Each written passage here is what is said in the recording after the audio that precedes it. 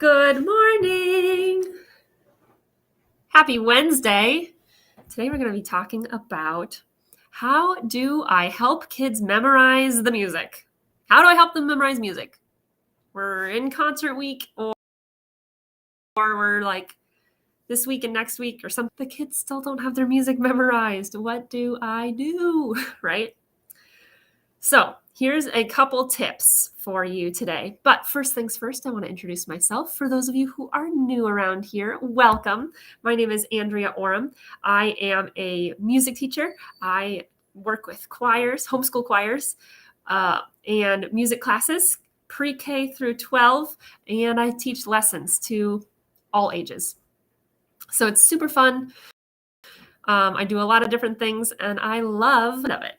But today, we're going to talk a little bit about choir stuff because I'm in the throes of it. I have a concert tomorrow and a concert on Saturday, and it's going to be awesome. But it's like we're in the thick of it, right? And it's like, oh boy, here we go. So I wanted to touch on that today because it just is the good timing for it, and it makes sense. We need it right now. So how do I help kids memorize music? Well, I always make it fun because if kids are having fun, they've got that dopamine hit. So their brain is telling them, oh, this is awesome. And it's going to be easier for them to remember something that was fun when they were doing it. Okay. So first of all, make it fun. And I'm going to give you a couple ideas of how to do that. Second of all, get lots of okay. So watching this live and you're like, man, I to that, like, let me know in the comments. I'd love to hear from you. And if you're watching replay, you can comment #replay if you want to, so that we can engage you and have that you in the conversation as well. But tell me if this is your thing. If your students just don't like repetitions. How many of you have students who are like, when you say we're going to do it again, they're like, oh, the collective groan of we have to do it again. Raise your hand in the comments or like let me know if your students are like mine, because I sometimes have students do that, and I always make it fun so that it's like not each repetition is not the same, right? And sometimes if we're not in like the day before the concert kind of thing where it has to be exactly the way we're going to perform it, I will like slow down and speed things up. So they have to really watch me and they never know when I'm going to slow it down or speed it up. So we play this fast, slow game, and it really helps with them just memorizing the words or memorizing their part, right? Because they're getting another repetition.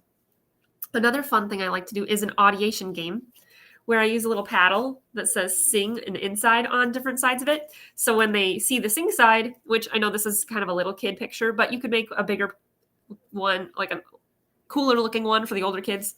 But anyway, the sing side has you actually sing out loud. The inside side has you sing in your head. And I will run through a piece where we're singing the piece, and I will hold up sing. And while I hold up sing, they're supposed to keep singing, right? But as soon as I flip to inside, they have to sing their part in their head and keep the music going, even though they're singing it in their head, so they're not hearing other people's parts. Then when we flip to the sing side, they have to come in right where the music should be.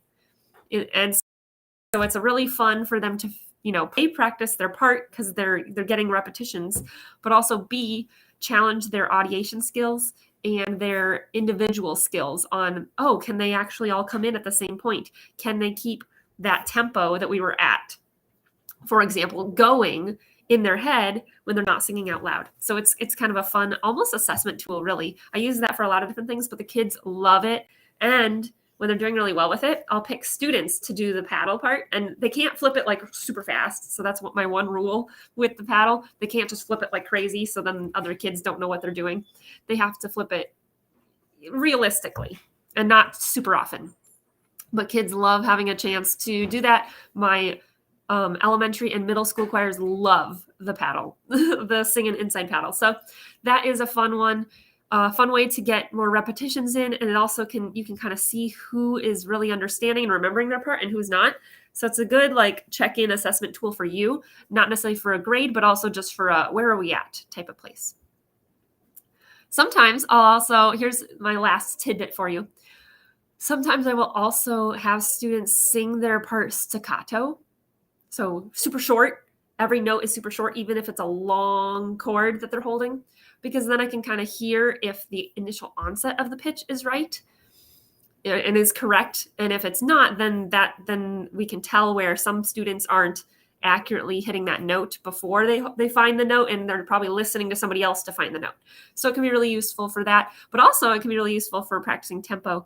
So there's lots of uses for some of these skills, but they're all really to get students to have more repetitions with a part of a music or a whole song, so that they are getting more fluent at memorizing it. So I hope those tips help you. Let me know in the comments which one's your favorite, because I definitely have leanings to favorites just because of experience and seeing kids have fun with them. But every group of kids is different, and every choir culture is different, and every teacher is different. So different people are going to have different favorites and experiences with them. So if you haven't tried those things, try them out and let me know what's your favorite. If you have tried some of those before, let me know which ones you really like. And if you have other ways of helping to memorize music, let us know. This group is all about sharing ideas and tips. So enjoy that. And if you're like, man, I really like what you're sharing, Andrea, this is really helpful. You can check out the guide section in the Strength Train Your Voice group, because it has tons of information like this for music teaching, for teaching singing, for singing yourself if you need some singing tips. And that's what the vocal coach or the music leadership coaching is also for, if you need a little bit more one-on-one attention and you feel like you don't know where to start. So check those out if those are of use to you, and I will catch you tomorrow. Bye for now.